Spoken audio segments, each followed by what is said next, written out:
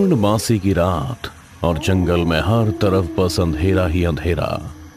भेड़ियों का गुर्राना इतना तेज है कि मानो आज किसी की मौत सामने ही आने वाली है।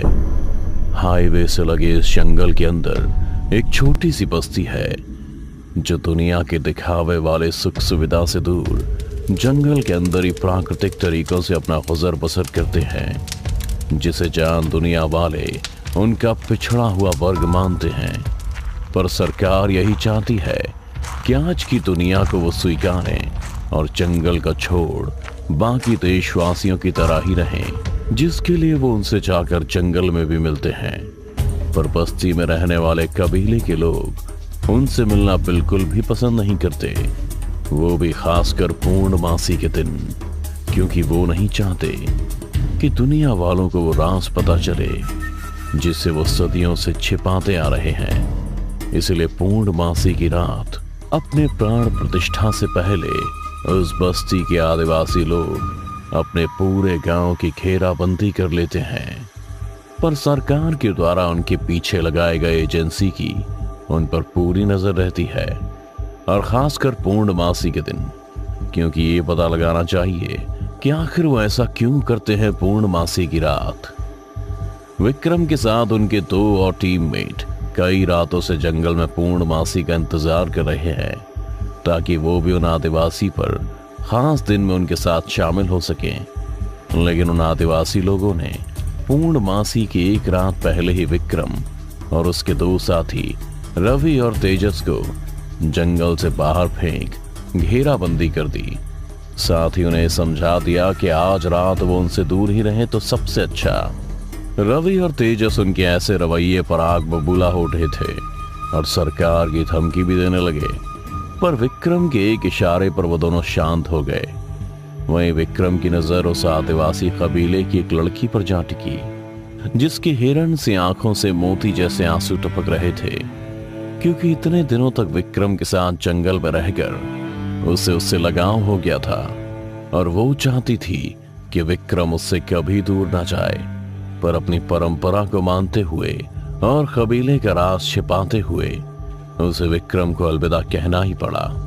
उसके जाने के बाद रवि तिल मिलाकर बोला, विक्रम सर, आखिर क्या फायदा हुआ उन जंगलियों के साथ इतने दिन गुजारने का, जब उस दिन हमें बाहर कर दिया गया जिसकी हमें आस है।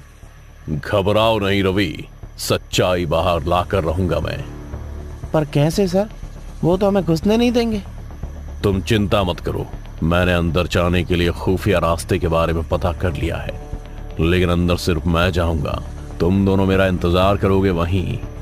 विक्रम सारी बातें अपने साथियों को समझाकर जंगल की दूसरी तरफ बनी एक गुफा के पास पहुंच गया, जो उस आदिवासी लोगों की बस्ती कही जाती है।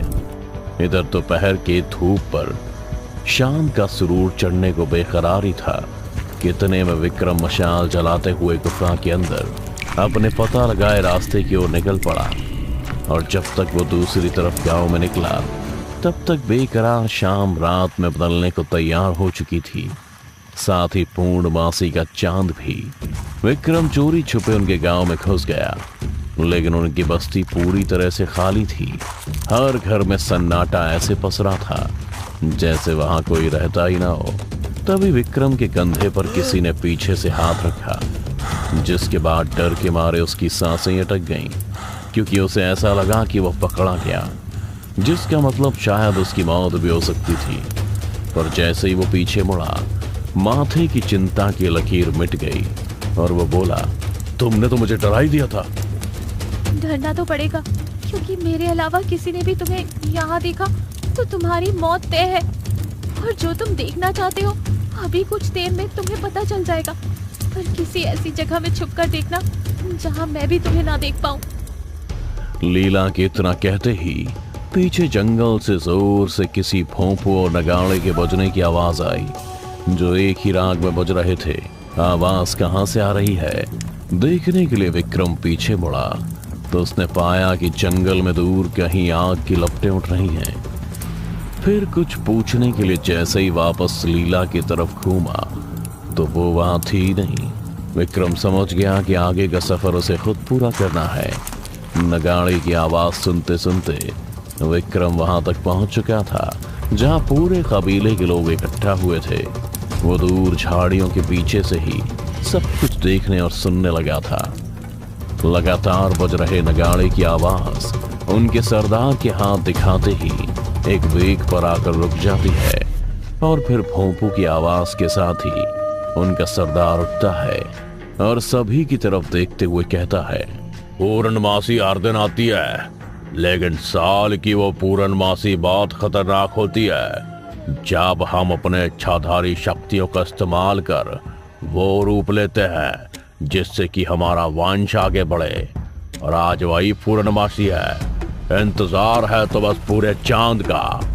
आओ उसे एक साथ बुलाते हैं। सरदार की इतना कहते ही भोंपू और नगाड़े एक बार फिर से बजना शुरू हो गए और सभी लोग अपने घुटने के बल बैठे एक के बाद एक दोनों हाथों से अपने सीने को थपथपाते हुए चांद को बुलाने लगते हैं। उनको ये सब करता देख विक्रम को कुछ ज्यादा समझ में नहीं आता है, पर तभी कुछ ऐसा होता है जिसे देख विक्रम की आंखें फटी की फटी रह जाती हैं और फिसल कर वो नीचे गिर जाता है। इस वक्त विक्रम के डर से भरी आंखें देखकर ये साफ साफ समझा जा सकता है कि उसके सामने कुछ ऐसा है जो उसे तहस नहस कर सकता है। विक्रम अपनी जान बचाकर ऐसे भागता है जैसे अगर वो आज नहीं भागा तो फिर कभी नहीं भाग पाएगा।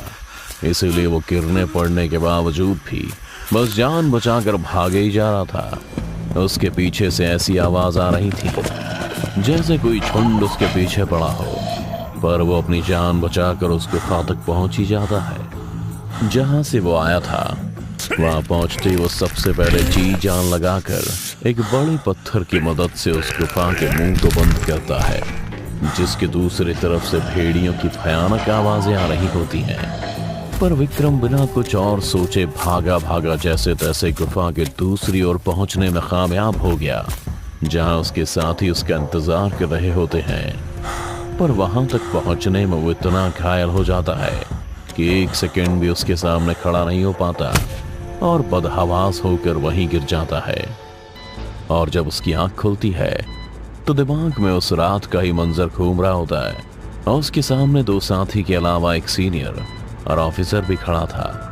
तभी विक्रम को महसूस हुआ कि उसके चेहरे से दाढ़ी निकल चुकी है और उसने अजीब से मरीज के कपड़े पहने हुए हैं। वो कुछ और सोच पाता इससे पहले उसका सीनियर उससे कहता है, पूरे 1 महीने के बाद उठे हो तुम विक्रम, और हम तुम्हारे उठने का इंतजार कर रहे हैं। अब बताओ तुमने वहां क्या देखा जो तुम्हारी ऐसी हालत हो गई। उस रात का नाम सुनकर विक्रम एक बार फिर से उस मंजर में खो जाता है जब उसने अपने आंखों के सामने पूरे कबीले को चांद की रोशनी में एक साथ भेड़िए में बदलते देखा, और साथ ही ये भी कि जब पूरे भेड़िए का झुंड उस पर मौत बनकर झपटा तब कैसे लीला, जो खुद भी एक भेड़िए के रूप में थी, उसने उसे वहां से बच निकलने का मौका दिया और आज वो यहाँ जिंदा खड़ा है। विक्रम अभी सोचकर ही बाहर निकला था कि तभी उसके सीनियर ने फिर से कहा, विक्रम तुमने जो भी देखा वो बताने में देरी मत करो, और बताओ चल क्या रहा है वहां। आज पूर्णमासी है और हम उन्हें रंगे हाथ पकड़कर जंगल से फिकवा सकते हैं, पर तुम कुछ बोलो तो। उसकी इसी बात के साथ पूरे हॉस्टल की लाइट चली जाती है और छठी मंजिल पर विक्रम के कमरे में कांच की खिड़की से होते हुए बादल से निकलते चांद की रोशनी पहुंचने लगती है और उसी के साथ उसका रवैया भी बदलने लगता है। कोसों दूर जंगल में बज रहे नगाड़े की आवाज साफ साफ उसे अपने कानों में सुनाई देती है, और साथ ही कबीले के सरदार का फरमान भी कि लीला को चांद से मार दिया क्योंकि उसने कबीले का नियम तोड़ा है।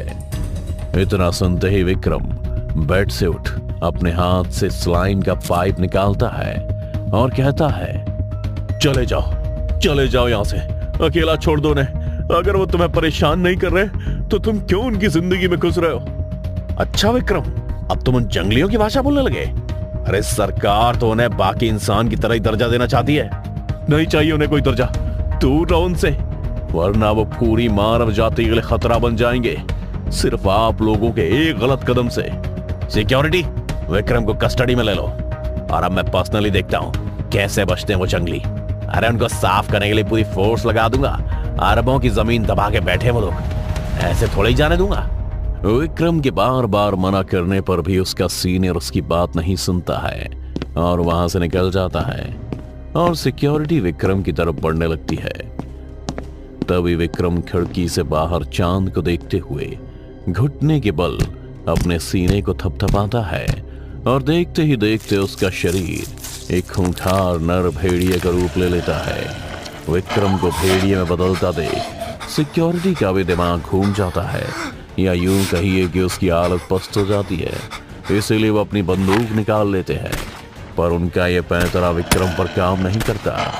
तभी भेड़िए में बदल चुका विक्रम अपने दोनों हाथों से उन्हें उठाकर खिड़की के बाहर फेंक देता है और खुद भी बाहर निकलकर हॉस्पिटल की बिल्डिंग पर ऐसे चलने लगता है और फिर तेज रफ्तार में जंगल की तरफ निकल जाता है।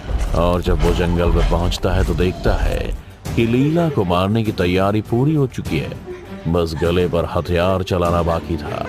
पर इससे पहले कि वो लीला को मारते, विक्रम नर भेड़िए के रूप में ही उस पर झपट पड़ता है और लीला को अपने साथ ले सरदार के पास पहुंच जाता है और वापस से अपने असली रूप में आ जाता है।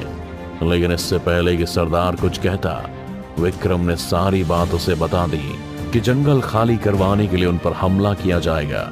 पर सरदार को उसकी बात पर विश्वास नहीं होता, बल्कि वो तो इस बात पर गुस्सा होता है कि उनकी शक्तियां अब उसमें भी आ गई हैं। पर अगले ही पल उन्हें चारों तरफ से घेर लिया गया और सरदार भी ये समझ चुका था कि विक्रम की बात सच है। फिर सरदार के इशारे पर सभी नर भेड़ियों का रूप ले लेते हैं और हमला करने के लिए आगे झपटते हैं। लेकिन फॉरेस्ट के फोर्स की तरफ से बेतहाशा फायरिंग शुरू हो जाती है और काफी मुठभेड़ के बाद बचे हुए भेड़िए जिधर जगह मिली उधर जंगल की ओर भाग जाते हैं। चलो मुसीबत टली। पर सर ये क्या हुआ, कैसे लोग भेड़िए में कैसे बदल गए? हमें उससे क्या, उन्हें जंगल की जमीन का क्लियरेंस चाहिए और हमें बदले में पैसे और प्रमोशन। इसीलिए ध्यान रहे, जो यहाँ देखा वो बात यहीं तक रहे। अच्छा मुझे कॉल रिसीव करना है, तुम सब क्लियर करवाओ। हाँ सर, काम हो गया। अब आपको यहाँ से डायमंड निकालना है या सोना आप खुद देखिए, बस अपना वादा याद रखिएगा, बंदा आगे भी काम आएगा।